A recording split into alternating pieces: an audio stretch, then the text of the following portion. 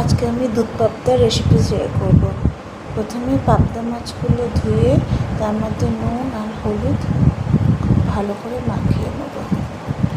তারপর এটিকে 10 minute marinate করতে দেবো। কড়াইতে সরষের তেল গরম হয়ে গেলে পাবদা মাছটা ভেজে তারপর মাছটা তুলে রাখবো। তারপর আদা, কাঁচা লঙ্কা আর কাজু বাদামের মিক্সিতে একটা পেস্ট বানিয়ে এরপর কড়াইতে কালো জিরে ফোড়ন দিয়ে দেবো। তারপর কাঁচা লঙ্কা ফোড়ন দিয়ে দেবো। তারপর পেঁয়াজ দিয়ে পেঁয়াজগুলোকে লাল লাল করে ভেজে নেব। পেঁয়াজগুলো লাল লাল করে ভাজা হয়ে গেলে এর মধ্যে আমি হলুদ গুঁড়ো, লঙ্কা গুঁড়ো,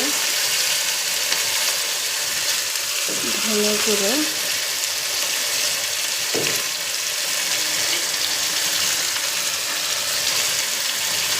জিরে গুঁড়ো দিয়ে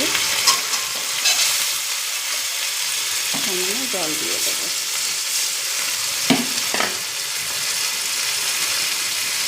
তারপর আদা, কাঁচা লঙ্কা, কাজু বাদাম পেস্ট দিয়ে দেবো। মশলাটা কষে গেলে এর মধ্যে আমি ভাজা পাবদা মাছগুলো দিয়ে দেবো। তারপর দুধটা দিয়ে দেবো এবং দুধটা একটু ফুটতে দেবো। এরপর সবার শেষে পাবদা মাছের ঝোলের মধ্যে আমি ধনে পাতা দিয়ে মাছের ঝোলটি নামিয়ে নেব এবং গরম গরম ভাতের সঙ্গে পরিবেশন করব। আচ্ছা, আপনাদের খেয়ে কেমন লাগলো আমাকে একটু জানাবেন এবং লাইক শেয়ার করতে ভুলবেন না। আর হ্যাঁ, রান্নায় নুন কিনতে হবে স্বাদ মতো।